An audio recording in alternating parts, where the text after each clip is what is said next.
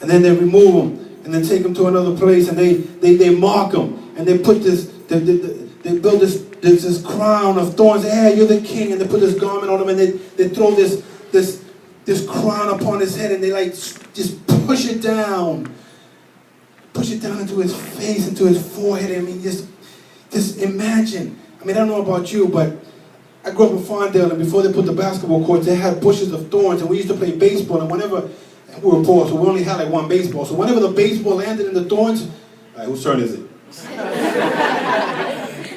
I ain't going in there. Whose turn is it? Yeah, you got it. Right?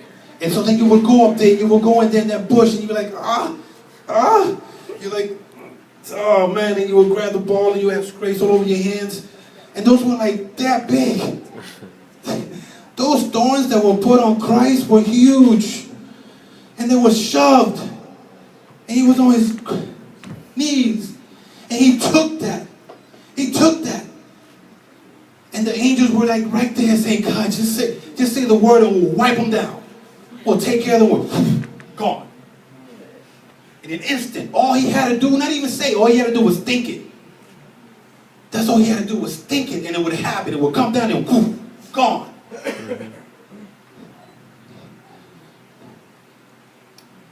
But he took it. He took it. A love like no other. He took it. How about the spit? Oh, man. Don't even get me started on the spit. Listen. A spit isn't meant to break the body. It isn't meant to break your skin. It isn't meant to do all those things. A spit is meant to degrade the soul. It is to rip your soul open. I mean, I could only imagine like being somewhere with my daughter or my son, and they love me one day, and then the next day coming up to me and spit in my face and say, I don't love you.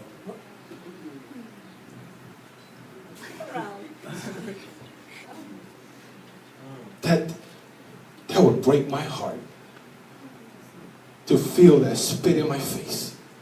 But man, with all that power, that spit would have came down my way, I would have been like, and it would have stopped halfway. I don't know if you guys ever seen The Matrix, and I would have been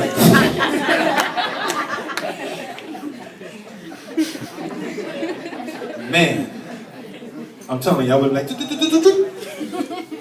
and split it. It would be one spit. I split it in 5.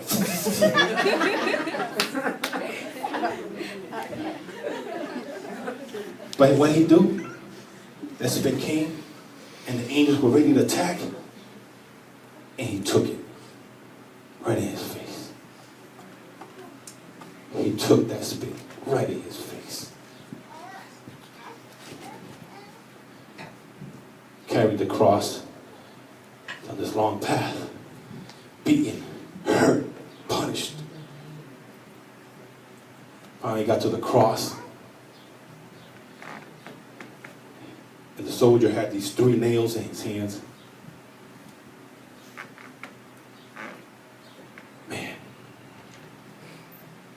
3 nails in his hands, and those nails were about 9 inches long, rusted. I don't know if you've ever seen train tracks, and the nails they use in the train tracks, those iron, they're about that big, right? And they just hammer and hammer those. Well, they were like something similar to that. And I apologize for going over the time. Please just bear with me. And he took that,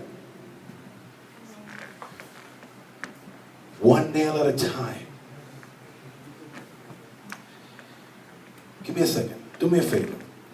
Touch your wrist right around here. Just right around here. You feel that? Feel that? There's an opening there. You feel that? You feel your bone, right? You feel that? All right. Just pinch it a little bit. Just pinch it a little bit, right? Does that hurt a little bit, right? Yeah? Yeah? Yeah? Okay. So imagine now, right? Up here, beaten, sweating, bleeding. Like, with nothing left. And the Roman soldier putting a nail through that arm, through that wrist. Okay? And just look at it. Putting it For what? For what? For the murderer that stood beside and the thieves that stood beside him that mocked him? For what? He looked at it. And when he started hammering, can you just imagine the pain? That first bling. It said that there at that moment, I could only imagine him looking at that Roman soldier as he hammered and saying something like, man, I love you. Go ahead. Because every time you hammer that nail, you're hammering a sin to this cross. And there it goes, bing, bing, bing. The cross. I'm going to end in 2 minutes.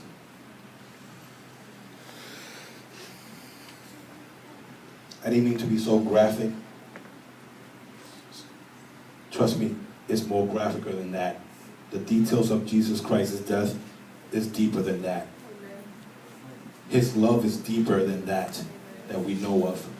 And if you really, really loved Jesus, if you really, really wanted to get deep into Jesus, man, you would be crying every day knowing what he did for you and me.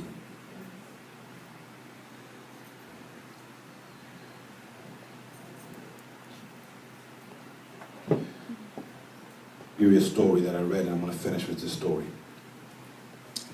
Young girl, about 5 years old, she's with her dad in Minnesota. And they're having Christmas Eve breakfast. And they're like just chilling on the table, and she's like, Dad, I'm stuffed, I already ate, and they stayed there with their grandmother, and their grandmother's cooking, and then, lunch comes, and dinner comes, and family starts coming over, and she's like 5 years old, and she gets on her dad's feet, and she starts dancing with her dad, and start dancing, and it becomes a tradition, and a few years before that, the story was that as she was being born, her mother passed away. So the father had to raise this child. And so he grabbed her, and he would make it a tradition to go see grandma Christmas Eve with the family. And they would hear this special song, and they would play the song, and she would say, Dad, let's dance. Let's dance. And she would go to the father, step on his feet, and they would dance. And as she grew older, it still happened. She was still in love with her father. And her father was happy. And they would dance and dance. And then she reached her teenage years, and things started to change a little bit. But they still had their Christmas Eve dance. And then suddenly she started to fall in love with someone else. Something else. Many of us have gone through that, where we fell in love with God, and suddenly we're in love with something that does not belong to God. So then, little by little, we try to juggle God's love, this world's love. God's love, this world's love. And we cannot juggle. We're not called to juggle this. We're called to live this path. And she started juggling, dancing with Dad, and then she reached a certain age, around 17, 18 years old, where she was like, I'm not dancing with you, Dad. Not this Christmas Eve. And the dad was heartbroken. And they get into a little argument. And she's like, I met somebody, I love him, and I'm leaving tomorrow. And she left to Chicago, talked. Him and her, they had it planned out. They thought they knew it all, and they left. With little money she had, she stayed over her cousin's house. Her cousin said, well, listen, it's all good now, but in a few weeks I need you to go. They tried. They didn't have enough money. The boyfriend left. Said, I can't handle this. Gone. Isn't that the world? When you got it, you seem you got it together with your friends, and then suddenly when you don't got it together, they're like, gone. Isn't it like that? So she's by herself. The cousin kicked her out the house. She ends up doing things, and she ends up working at this place, a bar. and it's not a nice place. She starts dancing for the wrong reason.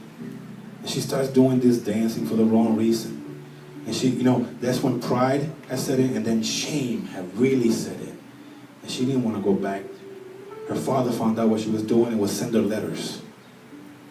Same size letter the whole time. She never opened it. And this happened for about 2 months. And she had a stack load of the same type of letter, but she never opened it. She was so ashamed.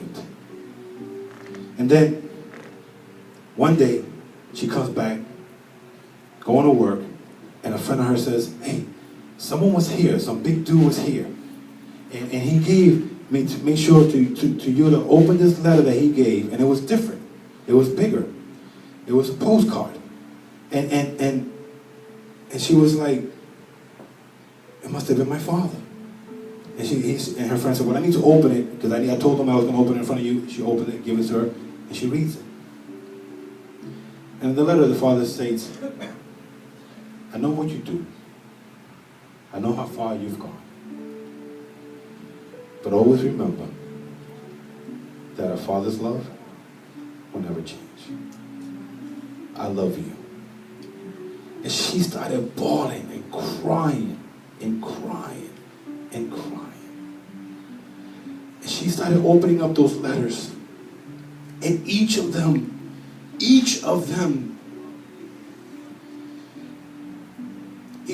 had just one sentence. All it said was, will you dance with me? Will you dance with me?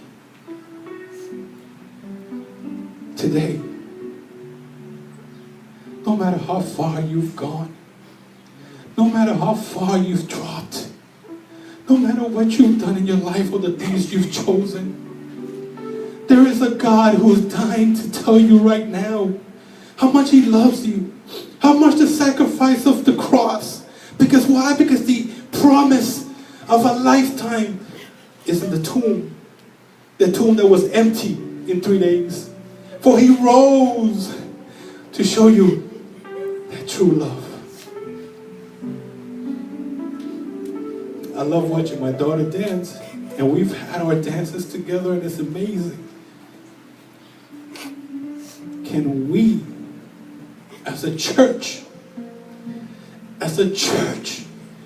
can we dance for Jesus? All He wants you to do is come back. Come back and dance with Him. For that is true love. Praise God. If anyone here today, Lindsay, come up with me. If anyone here today needs to feel that true love again, wants to feel that true love again, wants to dance with Jesus again today, no matter how far you've gone, I don't care. He doesn't care. He just needs you to turn around again and come dance with Him again. Praise God. Praise God. I want to ask the church to please stand up. So please stand up as we end. Praise God. Praise God. If there's anyone today that just wants to feel that love, that wants to feel that love, amazing love. Praise God. Praise God. Praise God. Praise God. Come on. I know you seek it. I know you need it. I know that you're going through some stuff. But come on. Come on. Come on. God deserves you to turn around and look and seek Him. He is dying to dance with you. Praise you, God. Praise you, God. In all I do, Praise you, God. I honor. Praise you, God. Praise you, God. In all I do, Senor, Praise you, God. I honor. Praise you. Jesus, you. Praise you, God. The Bible reminds us that He